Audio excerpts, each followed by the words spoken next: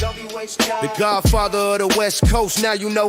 With Dusty Vision on the side, we ride. Taking you back to where legends came alive. From ruthless roots to the studio scene. Classic tales that the world's never seen. Every Tuesday night we spark the heat. From 6 to 7, history on repeat. So sit back, tap in, and enjoy the vibe. If you love hip-hop, like and subscribe. I've been working. What's up with you, Dusty? How you feeling, Doc? Oh, I'm doing good, man. I'm doing good. Did you play the music at the beginning? Yeah. Oh, shit, you didn't hear it? Nah, it's all good. As long as the audience heard it, it's all gravy. Sure. I know why. I know exactly why you didn't. Let me set this thing up right now. Man, I'm sorry, Doc. Technically. It's all good. Yeah. Okay. Hey, off top, shout out to Tyree for that 555 donation. Good looking out, bro. We all ready? Off top. I ain't mad at you. We ain't been on a minute yet. All right, it's going to be a good day. All right, folks, we are live with Lonzo, the Godfather of West Coast Hip Hop, and my main man, Dusty Vision. Like I say every week, y'all, from the West Coast to the East Coast and everything between, folks, from Eve after dark to concerts in the park. This is how we do it, y'all. We are here. Thanksgiving is right around the corner, literally a couple of days from now. Shoot, I'm feeling a little tired, a little sick from my trip from Idaho, but I'll be all right. I'll make it through this show right quick. That's for doggone show. What you got for me, Dusty? Yeah, you got this, man. Hey, you mentioned it off top. Thanksgiving right around the corner, so happy Thanksgiving to everybody. Thank you all for joining the show with us every single Tuesday, sometimes Wednesday, whatever the case is. We appreciate each and every one of you. Salute to the chat. Before you guys get too comfortable, make sure you hit that like button. Please, it lets the algorithm know that we exist, so do that. And if this is your first time joining the channel, you're in for a treat tonight, man. Let's jump into it right away, Lonzo. Something that I would love to discuss with you. There's a few specific things, but we're going to jump right into this specifically, something that you and I were texting about offline. Hip-hop stories on YouTube. Once again, I enjoy their channel. I enjoy their animation. I enjoy their storytelling about the days of N.W.A. and everyone affiliated with N.W.A. They recently released a documentary on LAYLAW, someone that Lonzo Williams knows very well. Spoke with LAYLAW shortly before he passed and knew the guy probably, better than he knew a lot of people. So Lonzo texted me and, he said he had a few things to say about this documentary, but I want to start it from the part where the beginning where World-Class Wrecking Crew and Alonzo are mentioned. And we're going to see how factual it is. You let me know, Lonzo. Oh, shit. Hold on 1 second. Let me get it situated. And what I want you to do, Lonzo, is you tell me when you want me to stop and pause when something, doesn't sound right or sounds a little bit off. Here it is, hip-hop stories. Go show them some love. But sometimes their stories can be a little bit off. Let's see how on this one is about LAYLAW. That member, just a behind-the-scenes cap. Here we go. All right. Rocking a Rolex. And in 1984, LAYLAW became one of the first in the area rocking a Rolex. And in 1985, he turned that symbol into a name, founding Rolex Records to record his first solo tracks. So far, so good, right, Lonzo? That sounds is that a true story? Okay, tell us a little bit about as we're stopping. We'll maybe just give some commentary. Talk to us about what you know about Rolex Records and how LAYLAW ended up starting that. I met LAYLAW in Macola, and he was just starting this label, Rolex Records. Didn't have a studio to record out of. He'd heard about Macola, wanted to start a label, and me and him hit it off immediately. He's one of them kind of dudes, man. If he like you, he like you. And he followed me to the pad. He followed me from Macola to the pad, man. And he just fell into the crew. He was just one of them kind of dudes. And he told me he was in the game a little bit. Him and his brothers was doing some things. And that was all good. As long as he didn't do it around my house, I didn't really care. And he just was a big old funny dude. His tagline was "is casual." Okay, that was his tagline. And he just thought the world of Rolex, and he named his label Rolex Records. He had a couple of things he did out of the studio. Most of the stuff he did in the beginning was out of here. Then he moved over to Audio Achievements. And I'm a little concerned about the part where he said Dre was a pop locker. I ain't never known Dre to pop locker. Let's get there. We're going to get there. Let's go ahead and continue right here. Boom. Around that time, he met Lonzo Williams from the Wrecking Crew at Macola Records. Lonzo invited him to his home studio, where LAYLAW ran into Dre again. This time, they clicked instantly. That's also where he met the other members of the Wrecking Crew, Yella, Clan, Hell, and their young roadies, Ice Cube, Jinx, and KD, who had their own little group. Roadies, is that safe to say? Nah, hell no. That big Jinx would carry Craig from time to time, but the Cube ain't never carried nothing. I don't call Cube carry nothing. Jinx would hang out with Dre from time to time and carry a crate or two, maybe help out a little bit. KD ain't carrying nothing. If he did, it might have fell on him or something because he ain't that kind of cat. But you know, I keep hearing these things, and I like what he's doing. But for me, I'm a stickler for accuracy, because when you start telling these stories and nobody refutes the shit, it becomes concrete. It's like, you know, like a concrete. If you stop stirring concrete, it's gonna get hard. Now you can't fix it. You can't change it no more. And that's what happens to these stories when they get convoluted. People start taking them as being facts because ain't nobody said nothing. Well, Dre ain't gonna say nothing. Cube ain't gonna say nothing. Ain't nobody gonna say nothing but me. Y'all ain't gonna say nothing. So, and again, none of this stuff is really major. But as the stories start to get told more and more, they get bigger and bigger, and that's what I'm trying to refute. Go ahead. And unfortunately, this video will get 80 to 1,000 views or 100,000 views. It'll be much bigger than this response video that we're having, but as long as we get the truth out there, that's what matters, right? Yep. All right, let's continue with this from Hip Hop Stories About Laylaw. The Stereo Crew, as we covered before. Laylaw's first record, Monster Rappin', dropped in '85 and was produced by Dr. Dre and Lonzo. When they say produced, does that mean you executive produced, or talk to us about your production on this Monster Rappin'? Executive produced. I don't even think it gotcha. Probably was later than '85, man, because '85 we was at skate. We was still at we had just started doing Skateland. Anyway, I'm not gonna refute that too much because it's probably more like '86. But go ahead. Okay. So you did produce his first single, Monster Rappin'. Yeah. Okay. All right. With Wolfen on the B-side. As Sir Jinx revealed on Instagram, he was the one who drew the single's cover. A year later, he dropped What's Your Name, an electro-funk cut produced by The Mechanic, Dr. Dre's other alias. Did Dr. Dre have an alias, Mechanic, that you know of? Yes, he did. Okay, he did. Okay. As Lonzo recalls, since then, Laylaw became a part of the everyday activities, hanging in the backstages during their shows. Him and Dre started throwing parties, and Dre even plugged in with Easy, who needed a supplier after reconverting into a street pharmacist, following the inheritance from his late cousin Horace, as covered in part 3 of the docuseries. Is any of that true? The inheritance thing? Do you know anything about that? The plug thing is not correct. Okay, talk to us. I ain't gonna say that because I don't want to incriminate myself, but I'm gonna leave it like that, okay? Because he wouldn't. I knew both of them, and nobody trusted nobody. And the only reason why people trusted anybody because they both knew me. You follow me? So it wasn't because of Dre. You know, I'm not taking credit for doing that right there, but I'm just saying that wasn't the reason. Again, I was the responsible one. Nobody else been in nobody else's house, but everybody came to my house. You follow me? And they met at my house. My house was like the clearinghouse for everything. I didn't tolerate no violence, no bullshit. And because of that level of respect, if anybody had a question about somebody else, they always put me kind of as the referee to make sure that everybody was going to be on the up and up. The inheritance thing, over the years, I've heard theories that Ruthless was started with dope money. And I've also heard theories that Ruthless was started with this inheritance that Easy got. It wasn't so much an inheritance. The brother died. Easy knew where the money was. That's not an inheritance. He didn't give it. He didn't will it to him. It was nobody else. God damn. Huh? Okay, that's hilarious. Okay. The brother, he met a untimely demise. Easy was his guy. He knew where his stash was. He wasn't gonna need it where he was going.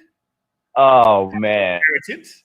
I mean, people can put words on things, and if you want to make it seem, nice and kosher, yes, it was an inheritance, but it wasn't so much inheritance. It was somebody got taken out, and it went through his pockets. And he, same thing. He knew where his stash was, and he put it to use. And it wasn't like he was, he tried to make it happen for a while, and he did, but for the most part, that wasn't what he wanted to do. Gotcha. Okay. All right, let's continue. There's only about 30 seconds left. Laylaw was still hustling. Music was just a hobby. The mid-'80s were the peak of the era. Money was fast and it was big. Around that time, Laylaw and Ice Cube grew close, like big brother and little brother, a bond that would last for decades. For context, Cube and Jinx were about 5 years younger than Dre, Easy, and Laylaw. Those ties expanded to when Dre left the Wrecking Crew and formed N.W.A. with Easy, Cube, and Arabian Prince in late '86. By '88, after seeing Easy make real money with JJ Fad and N.W.A.'s albums, Laylaw started taking music seriously. Still, he wasn't sure of his lane until Ruthless signed Miss Chalet. He ended up writing nearly 80% of her debut album released in '89. Is that true? That's true. Okay, talk to us about that. Laylaw was a great writer. He was an excellent writer. He had a fantastic pen. I think of all the guys that were writers in our era, Laylaw, Cube, and DOC was like the top three. Yeah. Really? Up there with DLC and Cube, huh? Yeah. Laylaw, Wow. Laylaw wrote more R&B stuff though. He also wrote California Love, but he was an R&B writer. He wrote songs, not just raps. And that's what separated him from those two. Okay. Now talk to us. I didn't get to, I guess I didn't clip the part about Dre being a pop locker. So that was not true. Oh man, I ain't never seen Dre. Dre barely did the Wrecking Crew steps. I ain't never seen him pop lock. Okay. He barely stayed on step with the Wrecking Crew. Nah, he wasn't that pop lock.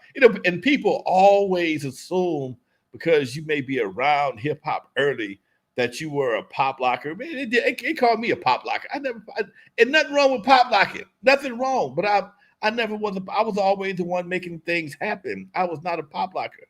I was the one that made sure that we had platforms to get things done, whether it be a record label, a club, studio, concert, whatever. I was more of an executive, but I would also step on stage because that's where I like being. All in all, you heard the whole thing yourself. What did you think? Anything else that stood out to you as being weird? I only clipped those parts where the last mention of World Class Wrecking Crew was. I'm gonna give it if I had to give, I'd give it a B minus. It's not horrible. It's again, for me, I know the tidbits. You know what I'm saying? And the average person don't know the tidbits. And in fact, I had to say this. I'm gonna say this on this show right now. When I wrote my book, I had to apologize to Laylaw because the one section I had for him, I couldn't put in the book. I was already out of pages. At that time, Amazon only let you have like 315 pages. And I was already at damn near 400, and I had to cut a bunch of stuff out. And so Laylaw didn't make the cut. Laylaw didn't make the cut for Straight Outta Compton. But he told me, I don't give a damn. I got my check for California Love. Which no one knew. Don't even think I technically knew this, that he is the one who officially produced California Love, but Dre's name got slapped on it after, as did a lot of production. Yeah. And we talked to Mike Klein, and he alluded to the fact that maybe they were doing that so Dre didn't have to give that money to Eazy-E back then. Do you think that could have been one of the reasons why his name was taken off a lot of stuff? Dre's name, or what you mean? Dre. Yeah. So wait, what do I mean? Actually, never mind. Scratch that. I had a brain. Yeah, scratch that. I got two different stories mixed up. Scratch that. But yes, California Love, Laylaw did produce that. I had no idea that happened. Yep.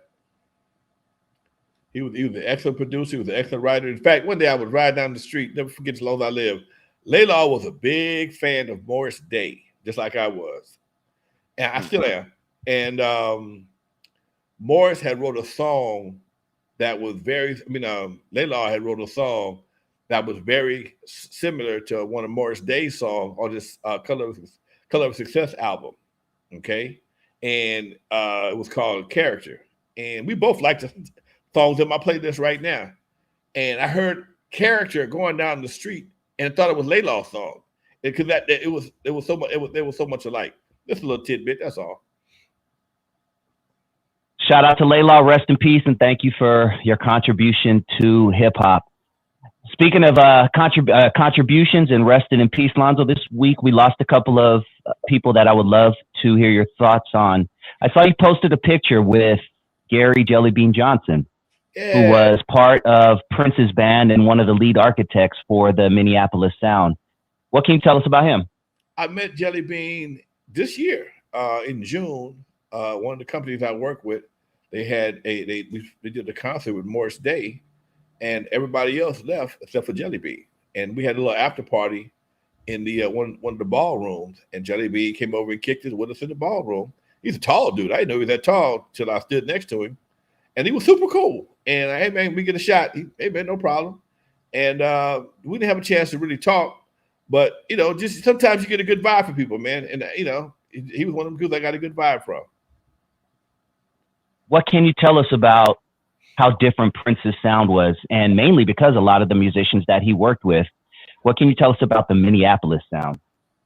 Minneapolis sound, man, was like nobody else, dude. It was, it all depended on which group you were listening to. They all had a similar feel. It was very simple in some cases. Like all the time stuff is very simple. Okay, the cool, I mean, cool, everything, 777. But the most difficult parts of most of their songs was the drums. Okay, when the opening for the walk is one of the most difficult open drum solos. According to drummers, it's very difficult to do. And Jellybean did it with ease. When his Prince's spinoff groups like Jesse Johnson, they all had a certain vibe. They used Linn drums in the studio, and they also used a lot of Oberheim stuff back then. And it all had that same feel. Prince's music was probably some of the most intricate and difficult stuff to produce and play, because he was so talented. I guess that's for no other word than that. I can't say lack of nothing for no other word. He put a lot more into his music, and he simplified Vanity 6. He simplified Morris Day and the Time, and even the stuff he did for Sheena Easton and some other artists was pretty straight ahead. And that was the sound. And think about this, man. That was the last sound we had. Artists of certain of the 80s, 70s, and 80s had their sound. Okay? They had their sound. Roger had a sound. Prince had a sound. Quincy Jones had a sound. Kashif had a sound. Motown had a sound. Philly had a sound. You could put on a Philly record and know it was a Philly record. You might not know the artist, but you know that Gamble and Huff did that song. You might not know, same thing with Down South. What was that label called? Dramatics was on them for a while. They were in the beginning. Damn, I can't think of it. Talking about Cadillac? No, not Cadillac Records. Oh. It was Sunset, not Sunset. Let me think. I can't think of it offhand right now. Keep talking. I'll look it up. What did you say? Who owned it? Stax. Oh, Stax. Stax Records. Of course. Had a sound.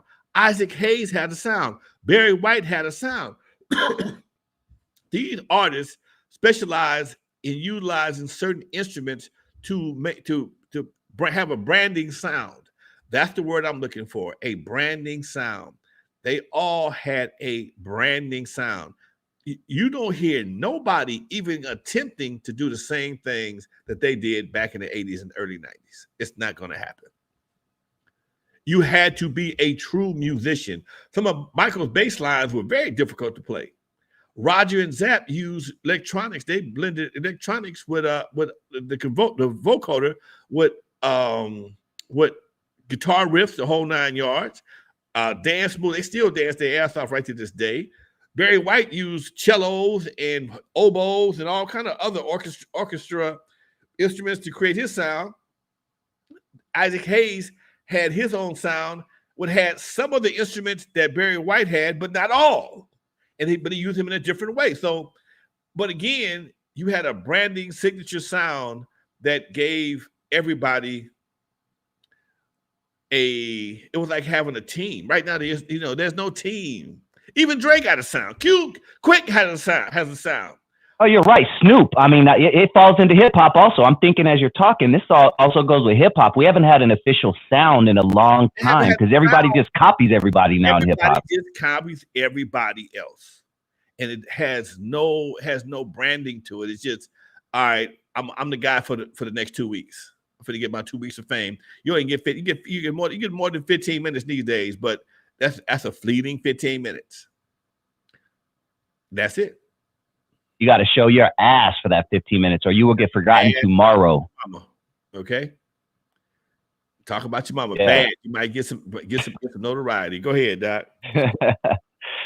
Can you tell us, what can you tell us about Prince? Everyone knows Prince post Purple Rain, all the big hits, but do you know anything about his come up before he got big? You know, I'm going to tell you this story. I think I told you before. I'm going to tell it to you again. Yeah, you have a Prince story. I know that for sure. Before Prince blew up, my buddies used to promote the skating rink called Flippers. Flippers was on Santa Monica Boulevard and La Cienega. It's the Rite Aid now. It might be something else by now. A Soul Flippers turned into a Rite Aid. It might be something else by now. I don't go that way very often. But on Sunday nights, they had Flipper skating rink. Again, Santa Monica Boulevard and La Cienega, the heart of West LA. Tuesday night, it was a Monday or a Tuesday night, Prince had a show in the skating rink. He was just nobody. I'd heard of him. I think I bought one of his albums. I think my girl had bought one of his albums, and we got some tickets to go see Prince at the skating rink on Santa Monica Boulevard and La Cienega. I'm emphasizing that for a reason. Prince comes out wearing his trench coat. He ain't got no money yet. He got his trench coat, leggings, long hair, light-skinned cat, no shirt on, G-string. The same shit he wore on one of my album covers. We on Santa Monica and La Cienega. Unfortunately, nobody was hardly there. It was a very light show. Nobody knew who Prince was. Prince had this guitar. You may have seen it in some of his shows where he's whacking his chicken, choking his chicken, and some fluid comes out of this guitar. We're on Santa Monica and La Cienega, and I'm in the front row damn near, and some of this fluid, this guitar jizz got on I'm mad. I want to whoop his little ass, okay? We on Santa Monica and La Cienega, and you got guitar jizz flying off the stage. This is not a good look for a brother from Compton. Not a good look. Look, curly head. What the fuck is wrong with you? What kind of bullshit? And I didn't like it. I didn't like him in front. Man, I don't like this. Come on, let's get out of here. Didn't like it at all. Again, we on Santa Monica and La Cienega. Okay, we in West LA. This is Jizz City, and we brothers from Compton don't jack off guitars. Okay, and damn sure don't want no guitar jizz on your clothes. True story. Guitar jizz. I do remember that. What year was this, would you say? Did you say, or if 81, maybe 80, 81? 80. I had Eve After Dark. We was doing great. Probably about 81, 82 before he blew up. Okay. In fact, after that situation right there, I got his album Purple Rain in the record pool. I gave it away. I went and saw the movie. I had to go buy it again. I've been a Prince fan ever since. True story. Kind of hard, right? It's real hard. That album is a masterpiece. That movie and that scene by Lake Minnetonka to this day, boy. Come on. I saw Vanity in person. Apollonia. I saw Vanity after that at K-Day. She had a naturally sexy appeal. I was walking to K-Day, dropping off one of the traffic jams, and there was a limo right there in the front. And the window came down. She says, "Excuse me." And I looked, I said, "That's motherfucking Vanity." I said, "That's goddamn Vanity. Could you come here for a minute, please?" And I don't even know if I walked. I might have just floated over to the car, man. I said, "Can I help you?" She says, Yes, I'm waiting for someone. I was wondering if you could ask them how long they're going to be. Oh, okay. Man, and she was gorgeous in person, dude. For real. She wasn't but about 5 feet tall. But yeah, they came out and got her after that, man. It was, oh my God. The audience wants to know what's your favorite Prince song. Mine is Diamonds and Pearls. That's my joint right there. What's yours, Lonzo? You know what? It's not even one of his major hits. It's on one of his albums. It's called Private Joy. It's on one of his Private Joy and Head, of course. But yeah, Private Joy. It was a song I played with one of my girls, and that's what I used to call her. We both became Prince fans, and that was my nickname for her. Love that.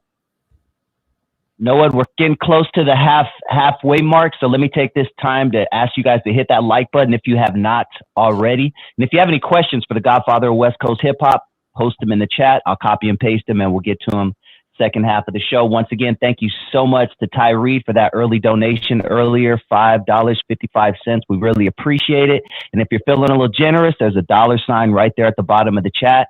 Hit that $sign, throw us a few bucks. It's really appreciated. Now, join me after the show at 6 p.m. on my channel. I'll put the link in the description for my interview with Scotty D and King Scratch, two West Coast OGs. They were in the game back in the day. We're going to talk about the Boys in the Hood song. We're going to talk about the N.W.A. and the Posse album, some legit West Coast hip hop history. So join me after this show, 6 p.m. I'll post the link in the chat. Lonzo, a couple other things that I wanted to discuss with you, my man. It's been a busy week, man. What do I pick first? All right, let's jump into this one, man. I would love to know your thoughts on this here, Lonzo.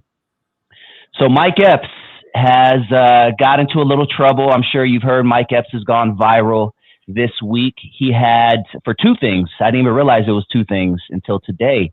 The first thing was he made some comments about food stamps and black folks specifically. And his other issue was he made some comments about celebrating brothers who come home from prison and how he's not a fan of that. So I'm going to play both of let's start with the food stamps thing, Lonzo. I would love your thoughts on this. And he did come out and apologize as about 8 hours ago. So we're going to play his apology as well. And it is an apology if he offended anyone, but he pretty much has said the same shit. He's like, look, I said what I said. Maybe if you took it wrong, I apologize. But anyway, here's Mike Epps.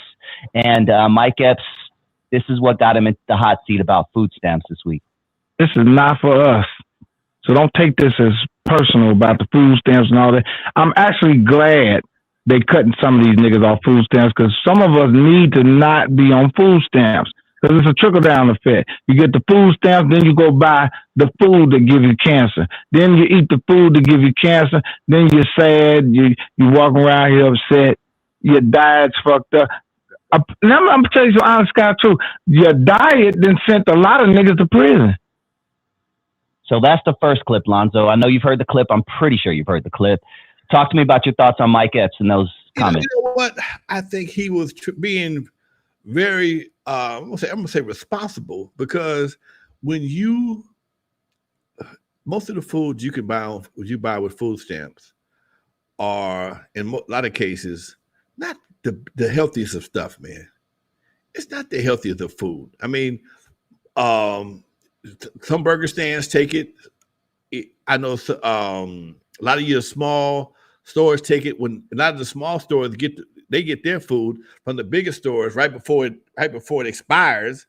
And I get what he's saying. I get what he's saying because it's a trickle down. It can be a trickle down effect. And if you're not eating properly, you're just eating bunch of ramen noodles, whatever the case be. That's just high in sodium. You got to if you go to 7-Eleven, that's all sugar, all salt, and tobacco. 7-Eleven sell three things. One of them you can't buy with food stamps. Of course, you can't buy tobacco with food stamps, but you can buy a lot of sugar, you can buy a lot of salt, and you wonder why you got diabetes and high blood pressure in the community the way we do. I understand what he's getting at from a health perspective. He didn't say you didn't deserve to eat. He just said from having food stamps, we tend to buy a lower grade of food. That's the interpretation on my end. Anything else it's not about cutting people off and people not starving or not eating. It's just that, you know, when you got some money, you're gonna eat better. Yeah. $2, you're gonna eat better. You're gonna get the steak is supposed The to organic, you might spend a little bit more for that organic banana. You know what I mean? Yeah. Do they take food stamps at Whole Foods? I don't think so. Do they? Yeah, I don't think so. I don't think so. I don't know. Yeah, I've never seen the EBT sign or anything outside of a Trader Joe's. I ain't never seen one. They might, but they ain't told nobody. They ain't tell us. Exactly. We didn't get the memo. We didn't get the memo. So yeah, that's what he's getting at. And I think anything else is just purposely is hating on the brother. All right, so here's his apology for this specifically. So what I'll do is I'll play the clip and I'll play the apology, then we'll jump into the prison thing. Here's Mike Epps' apology specifically on what we just discussed, and let's see what your thoughts are after this. And about the food stamp thing, the food stamp thing was misunderstood too. What I was saying is that we need to break the cycle of being on food stamps. There's 3 generations of people that have been on food stamps. A grandmother, mother, and daughter, that's crazy.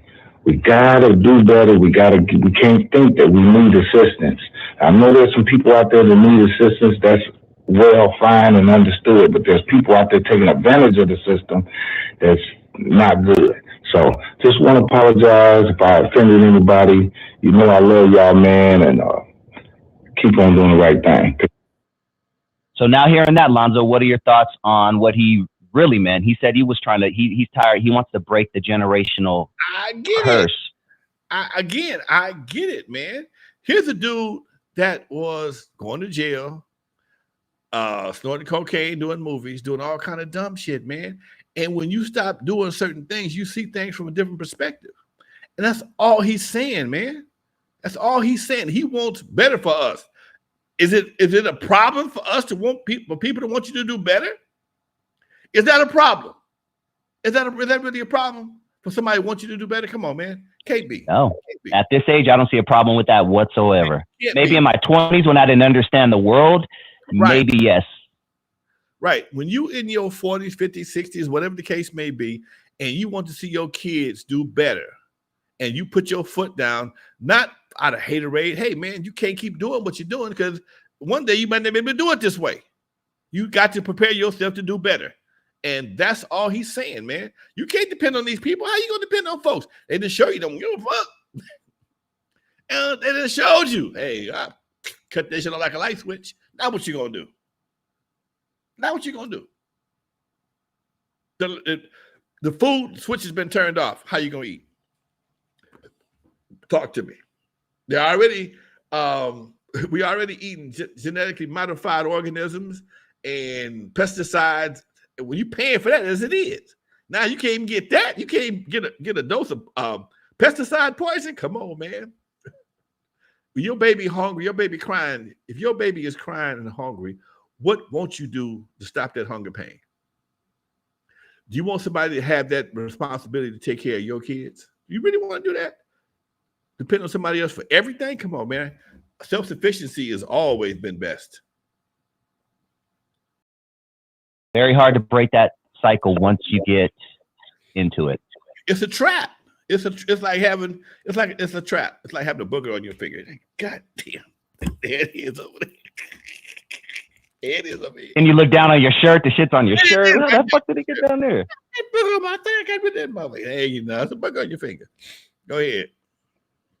Now, why do you think a certain sector of our community is complaining about this, Lonzo? Because it has to be black folk complaining about this. Why do you think it's a certain sector of our community that's complaining about this?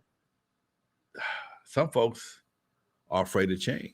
Some people are afraid of responsibility. Some people figure if they can get some free food and a free place to live on somebody else's dime, they came up. In some mindsets, that's a life of luxury. I get free food. I've only paid $20 a month for rent, whatever the case may be. You ever heard the joke about the comedian? Comedian told this joke. He met this girl. Break it down. He liked her so much he paid her rent up for a year. Baby, I got you. Well, give me your rent. And he's doing it like that. Yeah, man. How much it cost you? $144. Huh? A rent $14 a month. I paid them for a rent. $12 a month. I paid them for a year. That's Section 8. See, took me a minute. Me a minute.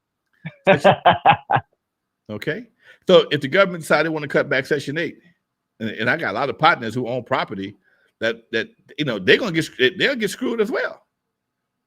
You got people that own property and Section 8 pays their mortgage. And if Section 8 stop paying, that means the people that's living there may get evicted. If they get evicted, they're gonna be homeless. Meanwhile, somebody else has to come in and pick up that slack. And if not enough people in the community working to do that, everybody's gonna suffer. I'm not saying that's always the case, but it's a possibility. So that's all, man. That's all we're saying. Be self-sufficient, man. My daddy taught me that a long time ago. When I was renting equipment, man, stop renting equipment, go buy you some equipment. And that way you can rent it to somebody else. Oh, okay. Stop paying. When you rent it, you paying somebody else's note. And if it come up stolen, you got to buy them one, and you still ain't got one. You got to replace the one that you couldn't afford to buy for yourself, give it to them, and still don't own one. Come on, man. That don't make no sense. As soon as you're in a position to buy.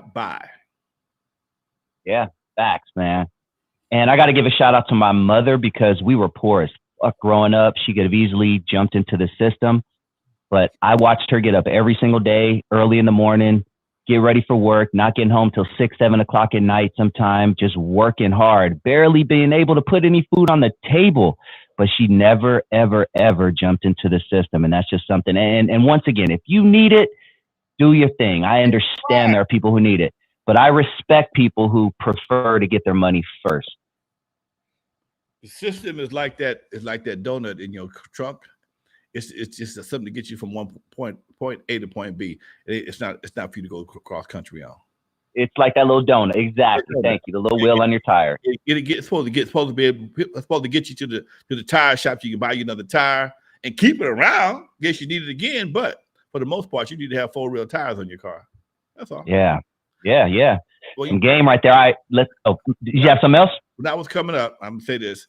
People asked me why I was so responsible when I had when I was old enough to get a club at 22. Because when I was 18, I had a kid, and my old man wouldn't let her be on stamps. No, you ain't no. You got to go out and get you some damn money. I don't care what you got to do. Get your custom lines. He gave me the rules. You can use my lawnmowers for free, but you better not sell no dope.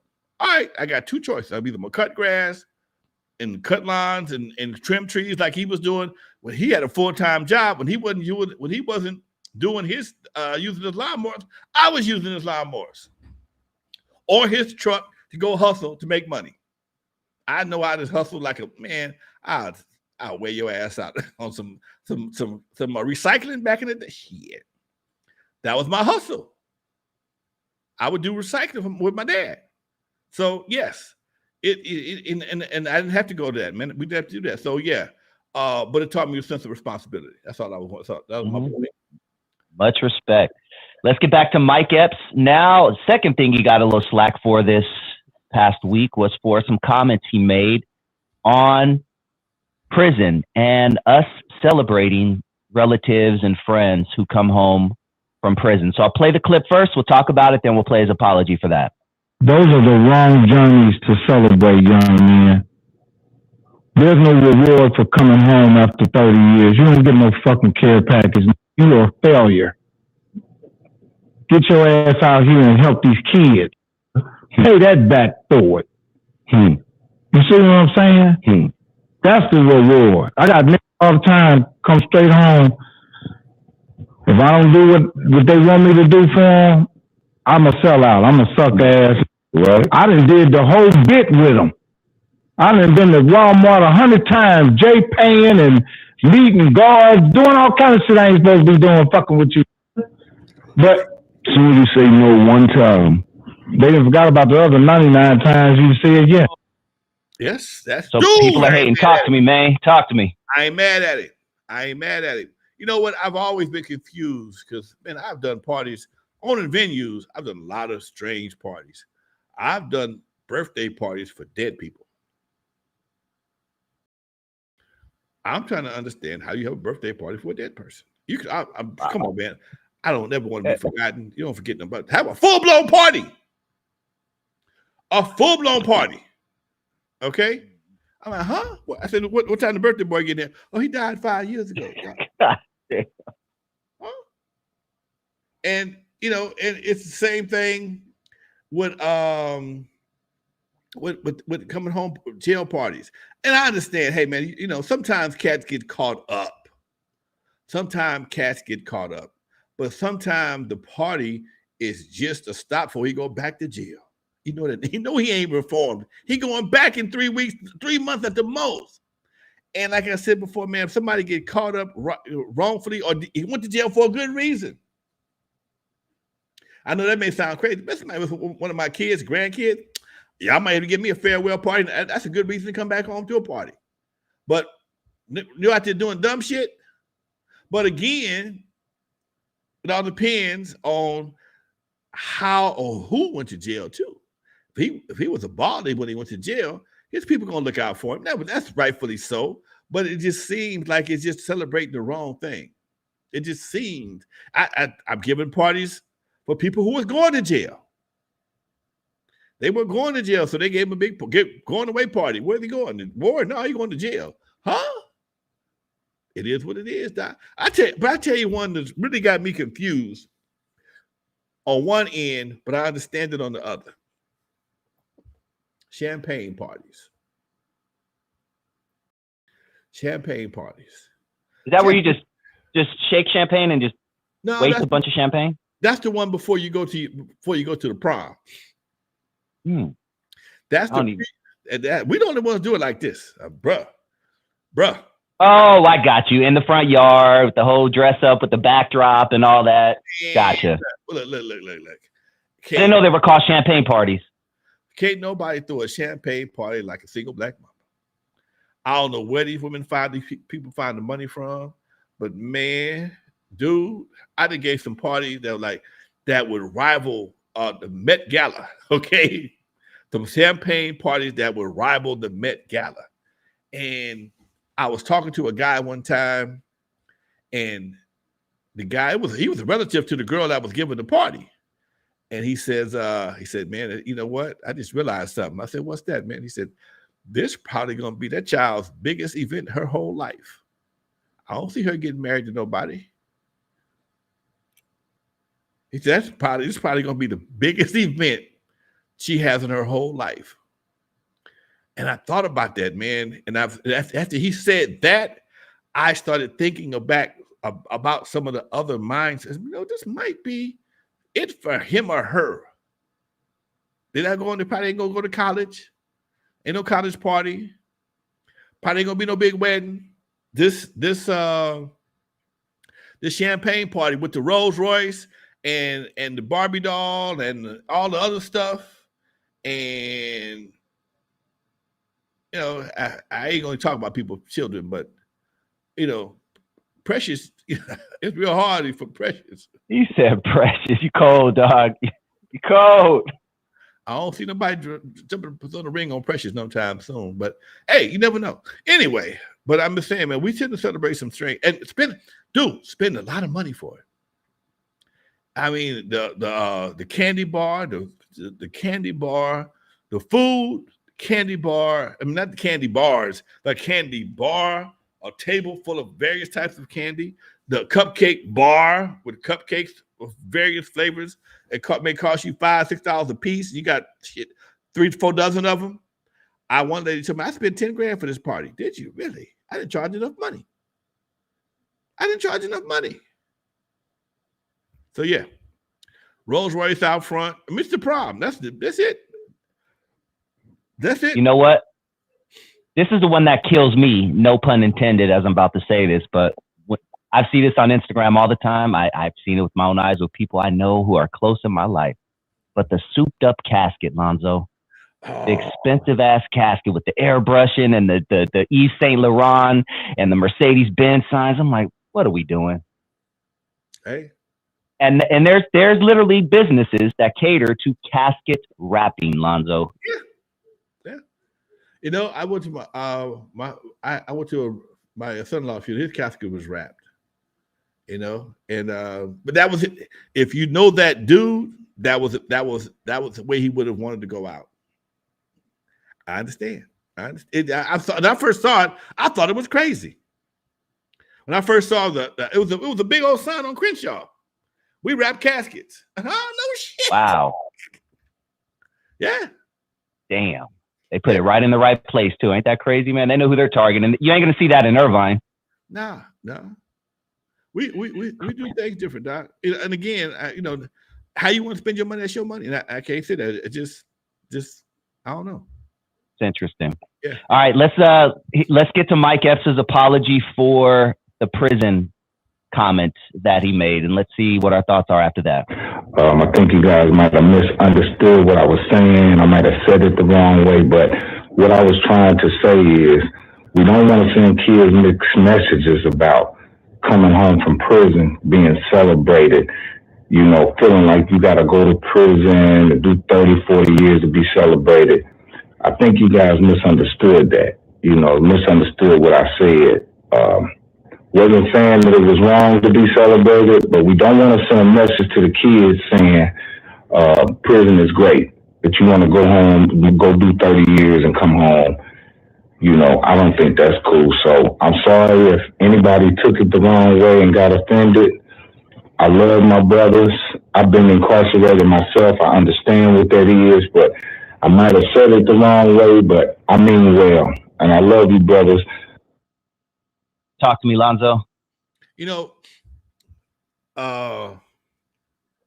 with the prison industrial complex being such a major industry in this country, the whole stigma for going to prison has been removed, especially from the Black community. And people, I've heard brothers talk about going to prison like they were playing on ball teams. Yeah, I did some time in Folsom. I was up there in Huntsville. I went down to I was down there with so and so in Susansville. I was over here. Man, I spent a little time up there in the shoe up, and I'm like, and they was talking. Yeah, man, they talk about it like it's a tour, and you got youngsters sitting there. This is like, oh yeah, okay, and it makes it seem like it's appealing, Doc. It makes it appealing, and it takes away the stigma of going. Because there's been times you went to jail, man, you don't tell nobody. If your family went to jail back in the day, you tell nobody. Oh, he down south for a little while. If a girl got pregnant, they sent her down south. She came back with her little sister or her little brother. She came back with her little sister or her brother. Ask Janet Jackson. Anyway, so when you start taking, and here's what happens when you take shame out of a situation, the negativity tends to flourish, and the negativity tends to grow. And as it grows, there's going to be some consequences. When you take the negativity out of body shaming, it's not just about the body, it's about the internal organs of that body. You're talking about the diabetes and the heart and the heart health now. You're not just talking about looks. And that's the part they want you to stop. They want you to stop with the looks. It's not about how bad what you look like. It's about, hey man, you know that doing what you do, looking like you look, not doing what you don't do, it can lead to a heart attack or a stroke. And that ain't, no, they don't tell you about that. They don't talk about that. They talk about the physical part. The physical part. If you can't help the physical part, like I was watching the thing when you called me earlier, guy was talking about the five shows that would have been canceled today if they were on the air. Okay, Fred Sanford, In Living Color. In Living Color, and Handyman was the only one that I laughed at Handyman, but I agree with it. Of course, right? But you can't help that you are wrong for that, because that is something can't nobody help. I'm laughing now in my head. But because Damon Wayans was once handicapped, he felt he could do that. All right, and that he had a gimp leg or something like that, right? A gimp foot or some sort of foot. He had to wear that club foot. There you go. Yeah, he had to wear that brace like Forrest Gump for a while. He was gumpish. So when he did it, because just like black folks call each other the N-word. I was one of them. But he made us all laugh. And some folks from in that situation may have laughed at it also because it was funny. But certain things, it you can get away with, and other things you're gonna get dogged out behind. No matter how funny it is. That's one of them. Yeah, that was a great show, man. I mean, a lot of those, even those skits with the two, rainbow dudes, 2 snaps, a twist, and a kiss. That would not fly. That shit was hilarious, though, man. It was great. I was 13 years old, just laughing my butt off. That shit was hilarious. But again, they took a chance and they won. And I think it's sad when you can't laugh at certain shit. I think it's sad when you can't laugh at yourself. You can't laugh with others. I just think it's sad, man. Because some of the funniest things are some of the things that are probably disgusting to one person. But again, that one person's feelings supersedes our sense of humor. Mm-hmm. Yeah. I remember the time I was on the bus and this cat, he was doing something, and he laid a shark in his pants. Boy, the whole vibe, the whole face was laughing his ass. He was humiliated, but he sharted. Okay, he thought he had a fart, and it wasn't a fart. And he had on light colored pants, and it was not. It was hilarious, but he was humiliated. You shouldn't have trusted a fart. Anyway, yeah. The older I get, the more I appreciate that advice right there, brother. Never trust a fart, homie. All right. Let's jump into Marlon Cozy. Had a question. Shout out to Marlon Cozy, a day one, man. Literally a day one. 8 years ago, he was rocking with us. To He says, yo, Unc, you tell us about Easy, Dre, and Cube. What was your relationship like with DJ Pooh? Man, DJ Pooh used to come out of the house a long time ago when he was a youngster. I mean, a youngster. When he was Red in the movie, that's when he come out of the house. He was always quiet, a little goofy. He's a tall, slim dude, high yellow, goofy. I see Pooh not long ago. We got love for each other. We just ain't running the same circles. He was one of them kids that was around here at that time. They all kind of jailed around the house back in the day. Like I said, back in the day, I ran like a boys club. It would be 11, 12, 13 people here at any given moment. And sometimes I wouldn't even be here. I would be gone doing what I got to do because I had a live-in roommate. She was cool with Dre and them. So everybody knew everybody, and I had to run. And nobody ever stole anything from me. That's one thing I can honestly say. Nobody ever stole anything. But yeah, Pooh was always one of the cooler brothers. He was, I think he went to one of them Catholic schools, if I ain't mistaken. I'm not sure. But he was another youngster that was around, but we didn't really hang out. We just, he was another cool kid that hung around the pad. Yeah. Hey, you know what? Someone in the audience brought something up, Lonzo. Did you see those new interviews that are popping up with N.W.A, where there's one from London, and then there's another one that's a Yo MTV Raps interview where they're talking about we're all in the same gang? I'm still trying to figure out if it's real or if it's AI. Have you run across those yet? If not, we'll talk about it next week. No, I'll look for it, but I haven't seen them. Okay, we'll talk about it next week. I'll put it together for next week's show. Yeah. The documentary? No, it's apparently it's some rare footage, some legit footage of an interview of them in London. One of them's in London, and then one of them's out here in LA. And the interviews that they cleaned up the audio, they cleaned up the images almost to where it looks like AI. So I'm not sure. So I was just curious if you knew anything about. Do you know anything about any N.W.A London interviews back in the day? I can't say that. Okay. All right. No. We'll talk about it next week because that's a good topic. Thank you, Bud Shack, for throwing that out there because we'll talk about that next week. All right. We got 5 minutes, Lonzo. Let's talk about another unfortunate, passing, but, he lived a decent life. 84 years old, H. Rap Brown passed away this past week, Lonzo. For anyone who doesn't know, he was best known for serving in the Black Panther Party as the Minister of Justice. for a short period of time. And he was an author. He had some very famous slogans. If America don't come around, we're going to burn it down. Some other slogans: violence is as American as cherry pie. He was served life in 2000 for taking out a officer in Georgia. What do you know about H-Rap Brown, Lonzo? His history? I know the name. I don't know much about him. And tell us about a young Lonzo and what made the Panther Party so appealing to a young you. You had Huey P. Newton. You had H-Rap Brown. You had the other brother with the dimples that got killed, Fred Hampton. These guys wasn't much older than me, man. They weren't a lot older than me. They may have been, I don't know, 6, 7 years older than me. Or when they were doing their thing, they were in their teens, put it that way. These guys were teenagers. They were feeding people. They had a breakfast program in Oakland, and they were organized.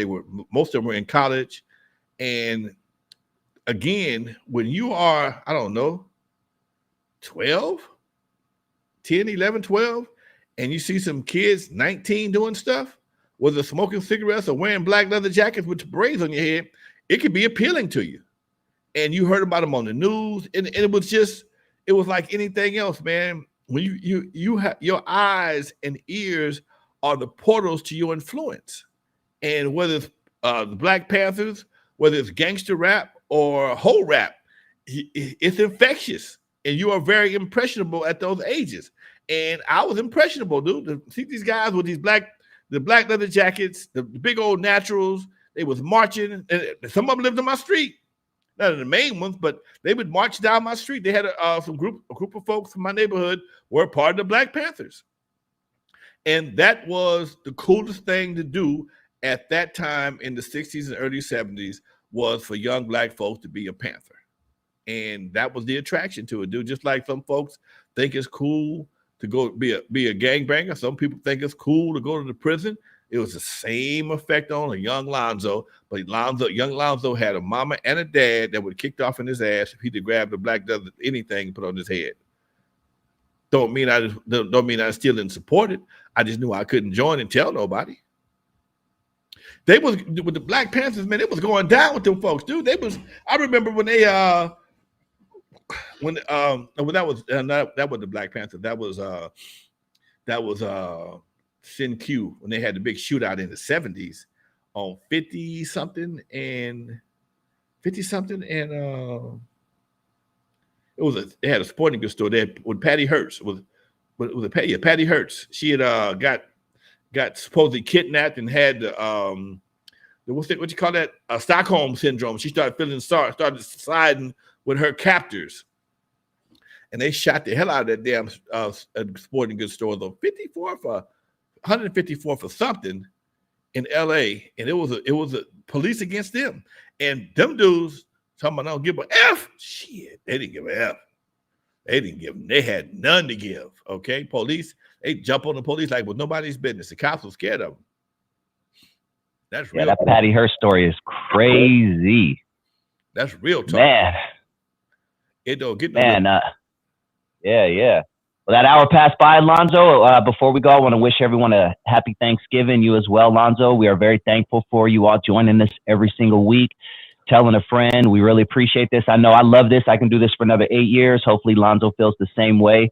You know, I think this is great for hip hop. This is my contribution to hip hop, being able to interview and talk to Lonzo Williams every day and document this stuff.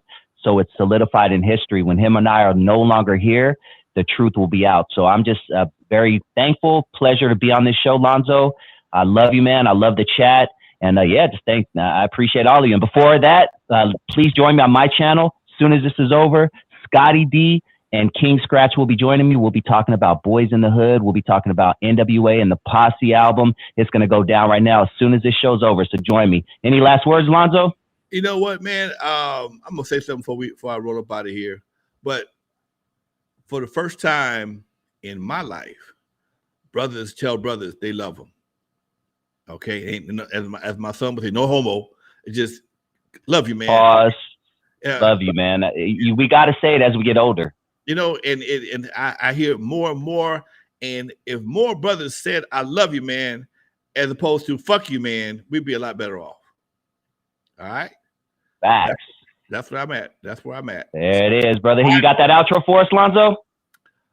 For those who never heard of me, I'm the first one to put Dr. Dre in the surgery, stuck Ice Cube in the freezer till he got cold on the eve after dark, 50-yard line at the Super Bowl. In the movie Straight Outta Compton, they played me like a hater of rap. Don't believe in Hollywood bullshit because it was all cap. My history goes deeper than you will ever know. Just remember that N.W.A. stands for not without Alonzo, y'all. We are out of here. Y'all have a good one. And I'll enjoy your turkey. I'm going to enjoy mine.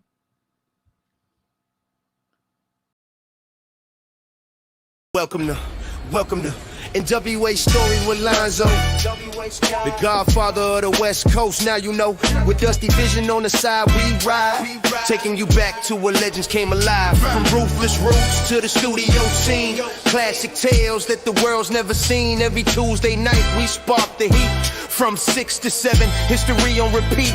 So sit back, tap in, and enjoy the vibe. If you love hip hop, like and subscribe.